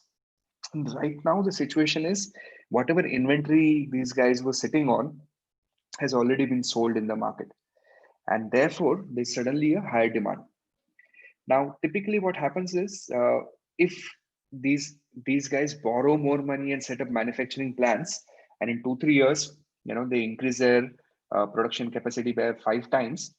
and then they have excess, they're ready to supply that excess in the market, but by then the demand would have reduced because everyone is trying to increase their supply, and then that is going to result into overcapacity. So overcapacity is when the supply is higher than the demand.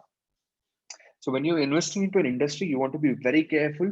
You never want to be in an industry where there's an overcapacity, because then there would always be a pricing pressure. Your ROIC, ROC numbers would be lower. So if there's an overcapacity, there would be pricing wars. Capacity is fixed in the short run, but it is variable in the long run.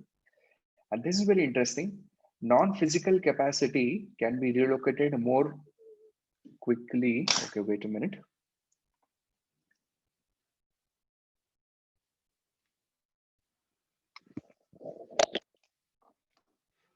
Can you confirm if my audio is still all right?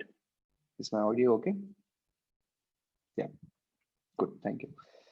A non-physical capacity can be quickly reallocated than the physical capacity. So what does it mean? I'll give you an example. Let us say,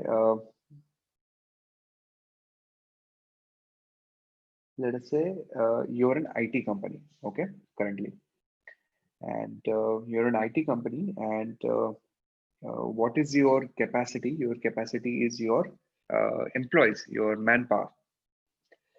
Now, you suddenly are experiencing an increase in demand.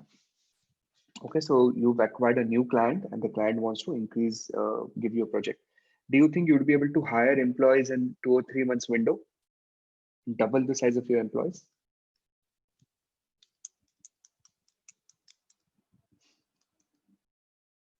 Yes, very easily.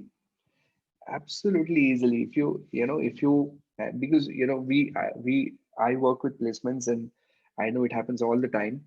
These large IT companies, once in a while they get big projects from investment banks, and all these HR, they reach out to people like me. They want to recruit aggressively, and within 2 3 months, they execute and recruit 500 600 type of employees. It's not difficult. So why it's not difficult? Because it's a non-physical capacity, so it's very easily movable. You offer 30 40 50% more salaries. You go aggressively, you chase people, you get them on your board. If a company loses the business and they have too much of manpower, do you think they can fire them easily?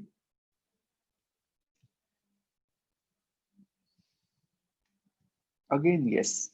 Again, they would wait for 2 3 months, but if they feel they're not getting enough business, they will. And that is happening now in a lot of industries, right? They're cutting salaries or they're firing people. So generally, if you have a non-physical capacity, it's easier to increase or reduce the size. But if you have a physical capacity, just think of it that you've set up a manufacturing plant for manufacturing, uh, let's say automobiles, and suddenly the demand has become half. Do you think you can shut down? Do you think you can sell off half of your factory in 2 3 months? No. Or suddenly, if the demand has doubled, do you think you can increase the size of your production capacity in 2 3 months? No. So generally, when you look at the capacity, you need to distinguish between physical versus non-physical capacity. So manpower, like employees, capital, money, these are all non-physical capacities. They're easily movable from one place to another. But physical capacity, you generally cannot move them or reallocate them quickly. So this is an interesting point to be noticed. Now, we would look at some important sentences in the curriculum with respect to industry capacity. If the capacity is physical, for example, auto manufacturing plant, it will take longer for new capacity to come in line to meet the increasing demand. Now, capacity additions frequently overshoot long-run demand. And because physical capacity is hard to redeploy, it results into excess capacity. So another example there is, this example is given in the Peter Lynch book. It's about carpets. So apparently, something that we take for granted today, in the 1980s, 1970s and 80s, these carpets were apparently a big thing. So what used to happen is, if you if you wanted to do some sort of a flooring in your house, uh, carpets used to be wooden flooring used to be cheaper, and having a carpet used to be very expensive because there was lack of technology to have mass production of carpets. Okay, this is I think 70s or 80s, I don't remember. But what happened then is someone invented a smarter way to manufacture these carpets. And suddenly, what happened is the wooden flooring became relatively expensive and carpets became very cheap. So carpets became very cheap that every individual in the US who belonged to the medium range income, a middle income category, he wanted to have a carpet in his house, and the rich people now wanted to have the wooden flooring in their house. And then companies came in and they started manufacturing more and more carpet manufacturing. They started producing more and more carpets. They started setting up plants. And eventually it reached to a level where there was just too much of capacity in the market and not enough demand, right? That's an overcapacity. So that is what you mean by overshooting the long run demand. That means you end up producing more than what you should be producing. Whereas financial and human capital can be quickly shifted to new uses. An example is an insurance company. Typically, in one after one of the hurricanes, that's the example given in the US. After one of the hurricanes, or even now, right now, I think in the COVID situation, my guess is the health insurance pricing might have gone up. I'm not sure. I'm not really tracking that market, but there's a possibility that the health insurance might have become a little expensive now. Why? Because there's a lot of demand. So what will happen is, if that is true, then over a period of time, new insurance companies will come up and they will compete, and then they will reduce the price. So generally, if it's a financial or human capital, then it's easy to move that money from one sector to another. But if it's a financial capital, if it's a physical capital, it's stuck there. That is what you have to think of industry capacity. Then the next point of discussion is on the market share stability. Uh, Guys, are you comfortable with my speed?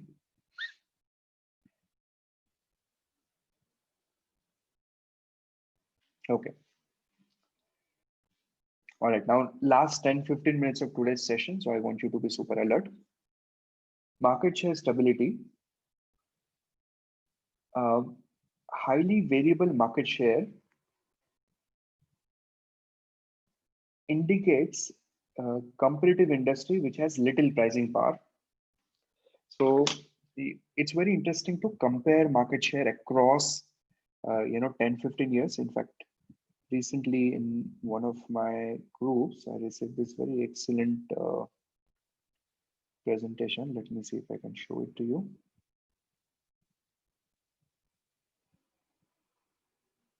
It was basically a market share comparison of the pharmaceutical companies for last 10-15 years. I don't think I'm going to find it easily. Maybe if I find it, I'll share it with you. It had a comparative analysis of Indian pharma companies over the period of last 10 years and how market shares have evolved over a period of 10 years. And what that tells you is it gives you some sort of an insight on uh, how the industry. So in India, for example, Divi's was one of the player which ranked seventh or eighth in terms of their market share. Now today it is in top three. Sun Pharma has been number one, and it has remained number one throughout the period in terms of their market share, just because of the sheer size of the company. But companies like Lupin, they've lost a little bit of market share, and some new companies have come up. So if you have a very volatile market share of companies, then that means that there is a very strong pricing competition. But if you have a very stable structure, if the structure of these companies is very, very, for example, I think tobacco, uh, ITC has remained in that 90% range forever. I think it used to be 98 or percent something at one stage. Now in 30-40 years it has come to 90%. It's still a fairly strong market share. Then second is switching cost, which is an extremely important concept. In fact, phenomenal concept. If you can find companies whose products have very, very high switching cost, you've actually found yourself a gold mine. So I'll give you a few examples of this high switching cost companies. For me, a very high switching cost product is this MacBook. Okay, so now we know that MacBooks are expensive. Typically, Apple products are expensive, and lately I've been a little disappointed with their hardware quality, not the software, because I had 2 or 3 bad instances where I bought some products and they turned out to be defective, right? And I couldn't get them replaced very easily, especially in India. So I was disappointed, and at one stage I considered maybe I should switch to Windows.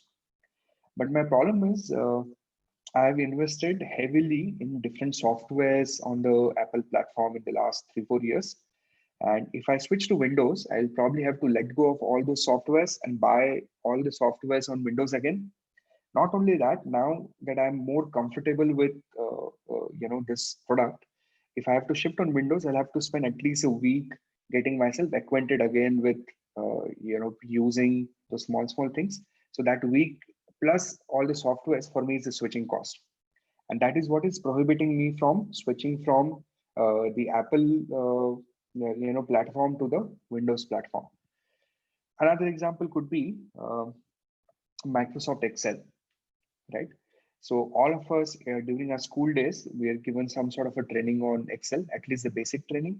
And typically at a student level, Excel comes as a free product for most of us. And then we learn Excel and then we go and start working in corporates.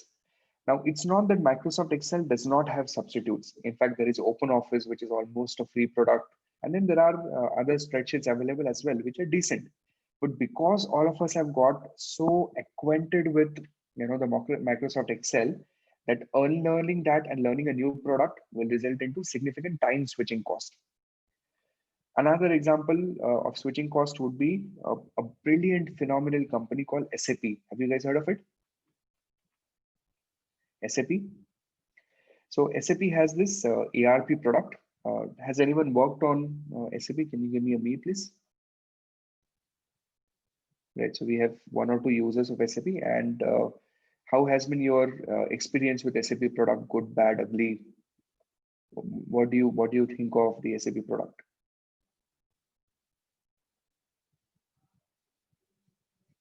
But don't give me an elaborate answer. Just give me good, bad, ugly in terms of what you felt about those products.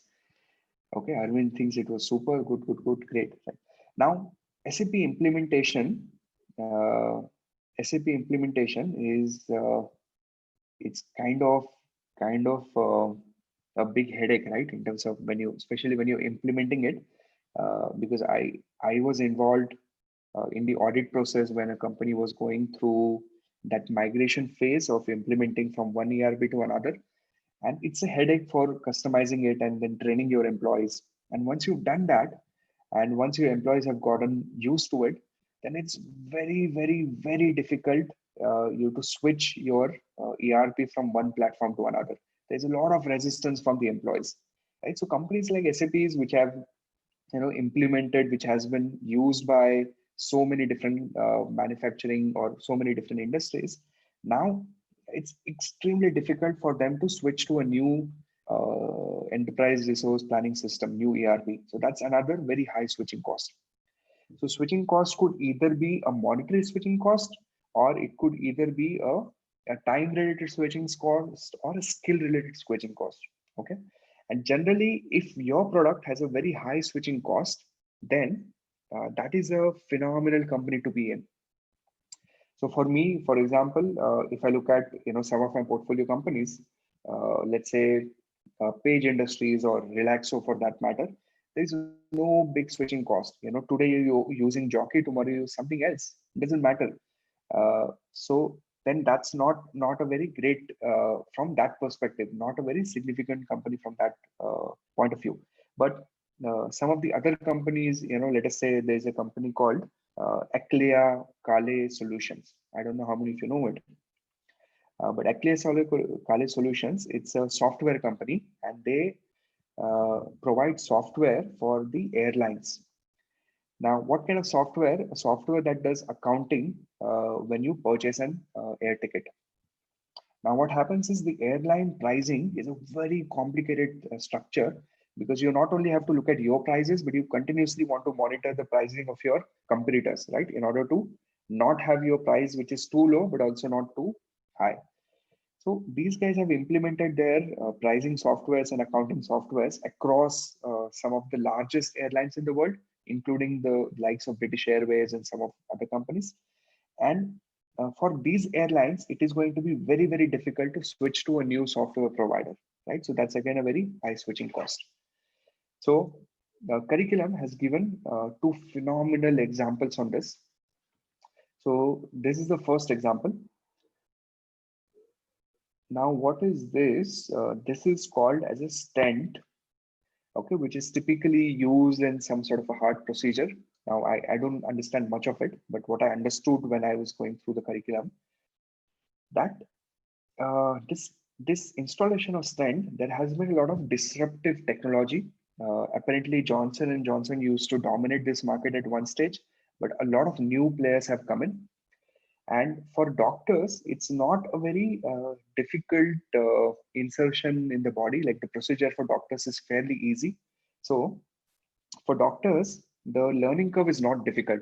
It's not that if they've learned on one company's product, they cannot switch to another. So low switching cost.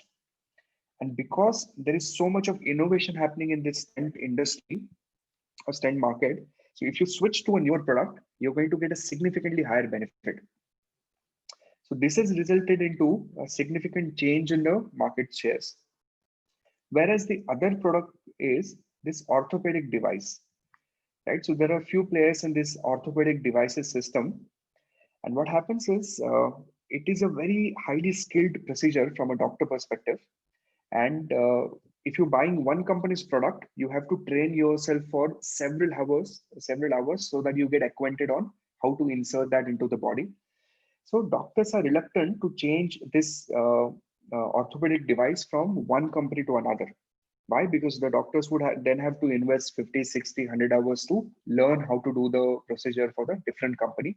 So that has resulted into a very high switching cost. So high switching cost, plus there has not been a lot of new innovation. So there is no incentive for doctors to switch from one company to another. This has resulted into greater market share stability. So very interesting perspective, that is there massive amount of innovation happening in that industry?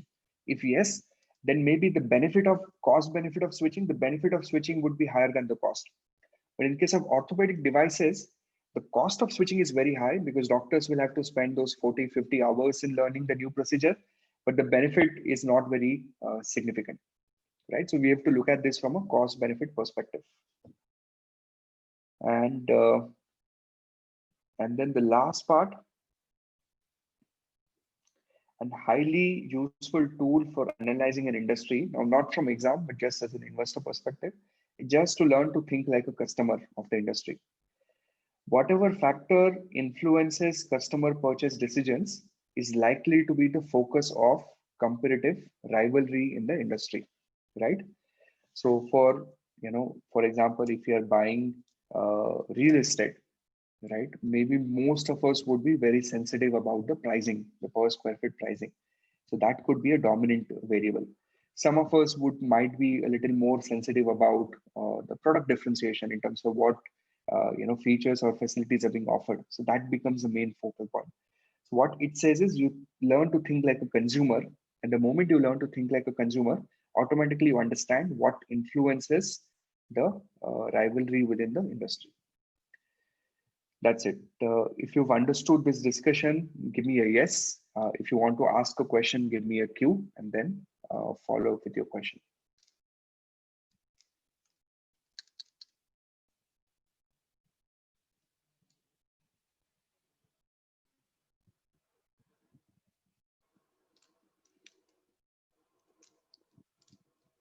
Okay. I think there's just one Q I saw somewhere in the list. I'm waiting for you. You can frame your question. If it's relevant, I'll try and answer it. I think I've done enough part. Maybe you can go and spend some time on the internet. We did 3 or 4 different examples on switching cost. In general, the cost incurred to switch from one product to another is called switching cost. So if the cost is very high, then the firm will not be willing to switch. That's it.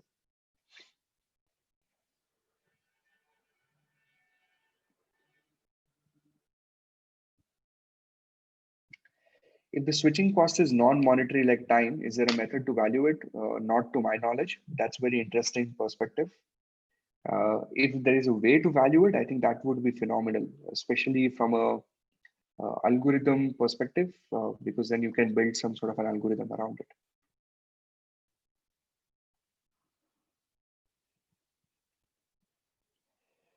Okay, what time is it? It's 8:57. We still need 2 to 3 hours to finish this reading. There's still plenty of theory we have to go through. Will you guys be willing to attend a class next Tuesday, same time, 7 to 9?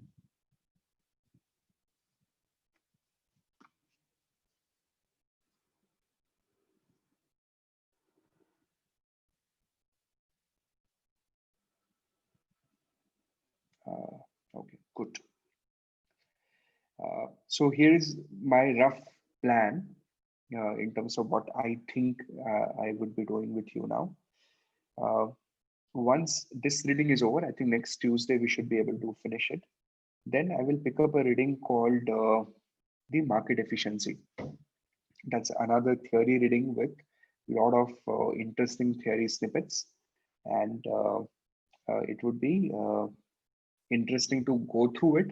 And I think this time suits better because we can break down our sessions into smaller pieces. So I would be doing market efficiency with you. And then I would probably decide depending on my calendar at that stage, because market efficiency would probably take me 2 to 3 sessions. So we're looking at almost 3 weeks there. And then I would decide if I can afford to spend time and cover other readings for you. But what I want you to do in the meanwhile is watch videos on security indices and equity valuation. We fairly comprehensive videos on the other sections. And if you have any doubts, you can ask me 5 or 10 minutes after the session gets over. So that way, if you're stuck somewhere, I can help you resolve your queries. Okay, so that's roughly the game plan right now. And of course, if you're from the new season, then over the weekends, you have to attend the corporate finance classes as well. Okay, so with this, my agenda for the day is over. I'm going to hang back for another 10 minutes to answer if people have any queries. I'll try and answer them. But those of you who are, don't have any queries, more or less we're done for the day. So you guys have a nice evening. Be safe, and I'll connect with you on either over the weekends or on next Tuesday evening. And my presentation would be shared only when this reading is complete. So I will not be sharing this presentation just yet.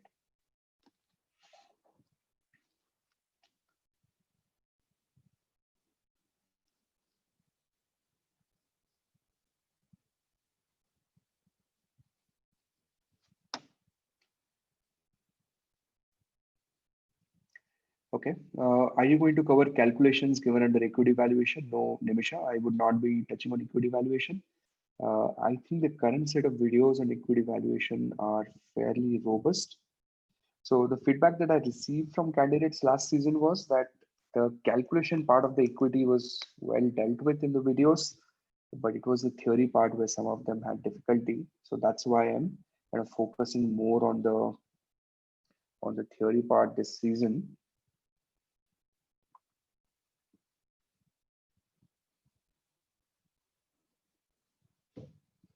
Let me just check the equity videos here.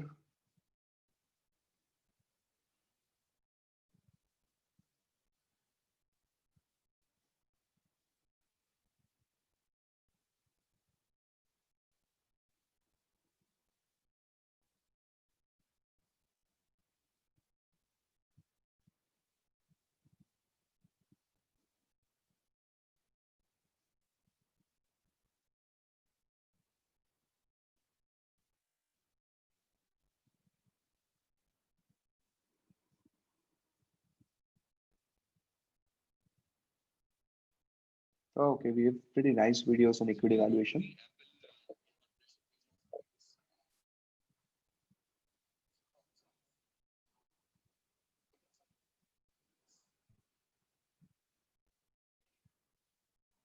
Yeah, the videos seem all right. Uh, Videos seem pretty okay.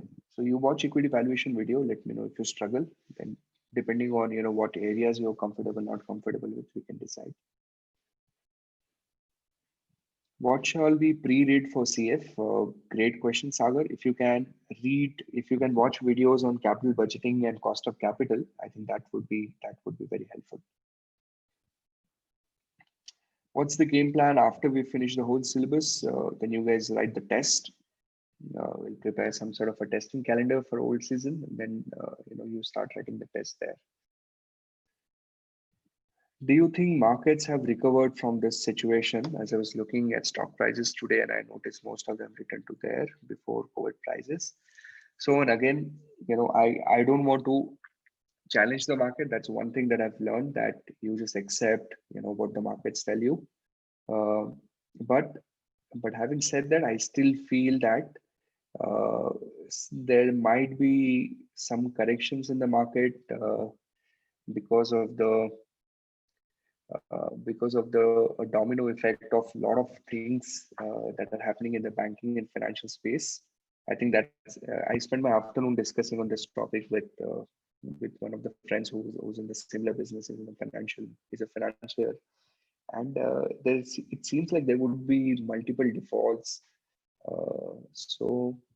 So I would like to think that there might be better opportunities to buy, but again, no one knows, right? So the smart strategy is try and not time the market, just slice your investment in smaller pieces over a period of time.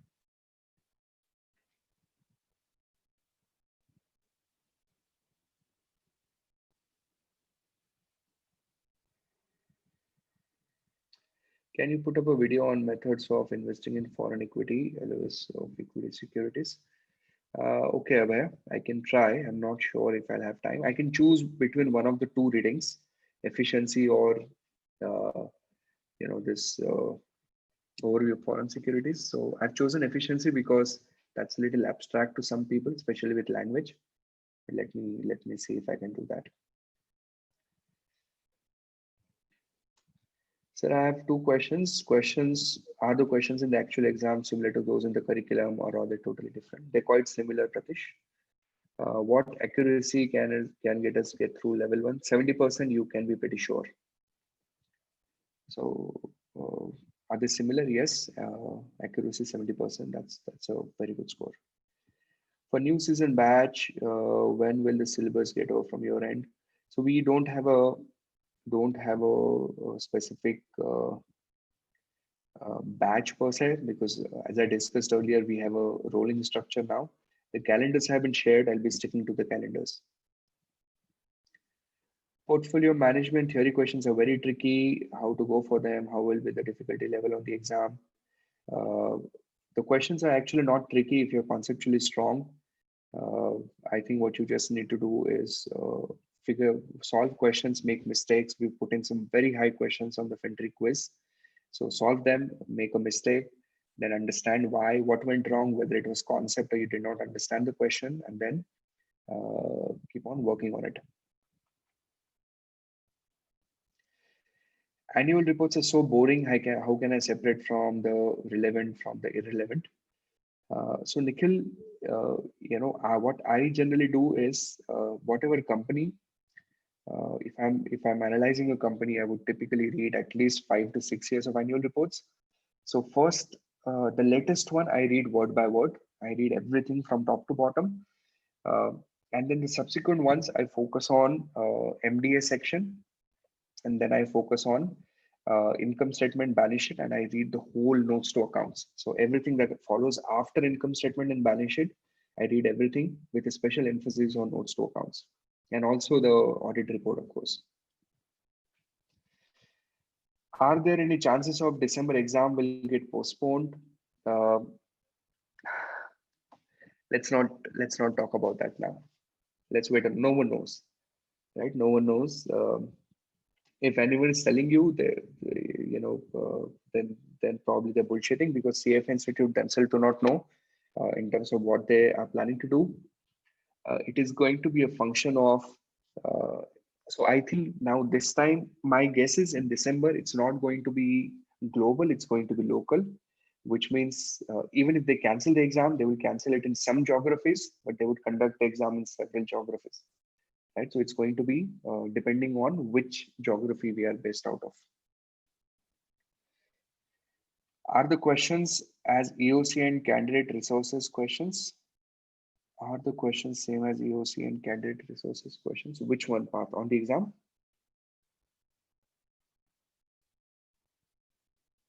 Uh, I would say they're more close to EOC and FinTree quiz. Candidate resources are typically one or two notches higher. So out of 120, maybe you'd get 15, 20 questions at candidate resource level. But most of the question, I think a good benchmark for you people is end of the chapter question, CFA curriculum and FinTree quiz. FinTree quiz is very important. We've built them very, very carefully. We've kind of scanned through EOCs, we've scanned through candidate resources, we've listened to the FinTree feedback, and then based on that, we build the FinTree quiz. So if you're doing FinTree quiz properly, you're actually doing pretty good.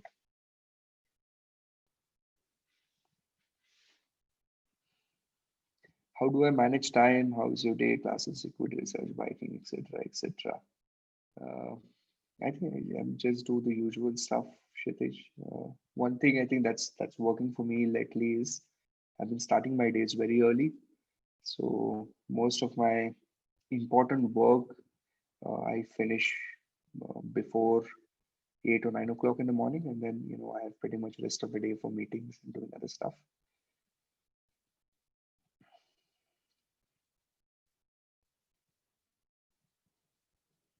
When do I start my day?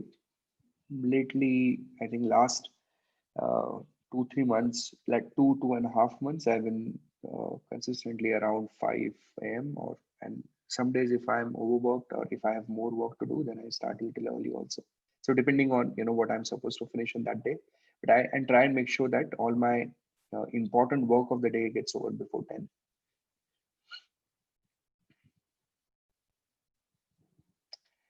How do you gather information about suppliers or clients of the company for detailed analysis? So there are two parts to it. One is, of course, one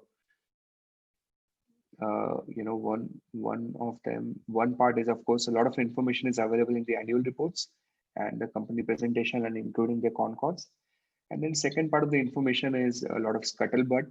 So a lot of times, we would talk to the distributors, find out their information on LinkedIn, talk to employees, go and visit management, get some information.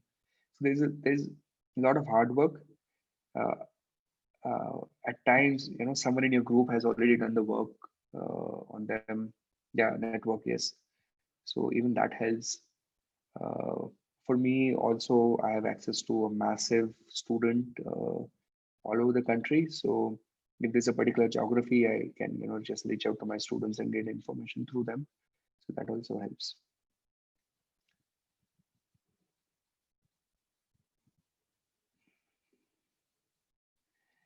Some of the theory questions are too complicated, sir. I can't understand them. Any particular technique part? If you're not understanding theory questions, it's either one of the uh, three things. One, you don't know the concept. Or second, you did not read the question carefully. Or third, you lack the comprehension skills. Right. So in either case, what you need to do is first diagnose the problem. If it was that you did not know the concept, then you know the concept. Those are the easiest problem to solve. If you did not read the question carefully, then you'll have to train your mind to be super alert when you're reading the question. Especially when we're reading the question, we end up interpreting the question the way we want that question to be rather than what the actual question is. Right. So there's a little bit of training process there. And if you have comprehension issues, then start reading. An hour a day, read some financial books. Automatically, your ability to comprehend text improves. The Arthashastra talk was interesting. Yeah, I mean, I think out of all the Arthashastra talks that I've done, this one is the one that I enjoyed all of them. Of course, I learned a lot from all of them, but this one was just phenomenal. And I'm still not over it. I think I've been obsessed since that day. I've been spending a lot of time on looking at different AI models and machine learning. And I think that's one area I would definitely like to explore more in future.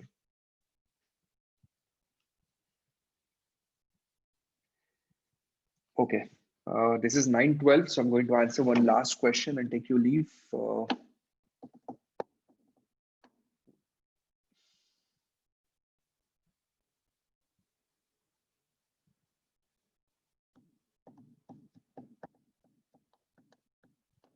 No, Mihir, that would not be possible.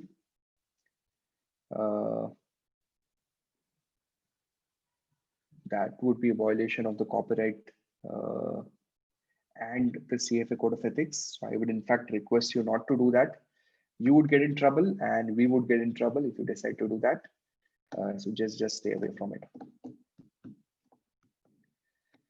Last question, where am I learning Python from? So I'm learning it from two sources. I have this brilliant app on my iPad. It's called Learn Python. Solo Learn is the name of the app, and it's called Learn Python. So that is a really good app. I spend about 20 minutes a day on it. That's the time I've been able to save. And then I found this guy on YouTube who has a 6-hour video on Python, and I really liked how he teaches. So I've just finished first 20 minutes of his video, but I think yeah, this fellow, yeah, I'm sure he's good because that's how he kind of tops this research. What is this? Programming with Mosh, that's his name. So this guy is really good. I mean, he's a 6-hour video, and I think within those 6 hours, he covers a lot of stuff that you would want to learn. So I've not finished. I've finished first 15-20 minutes, but I've watched it multiple times because I was not understanding what was happening. So this is what I would be probably doing going forward. And yeah, the app that I'm using, that's actually very good, and it's not expensive at all. It's I think about 1,000 rupees a year or something like that. Okay. All right. So that's it from my side. Thank you very much. You guys have a good night. I'll see you soon. Bye bye.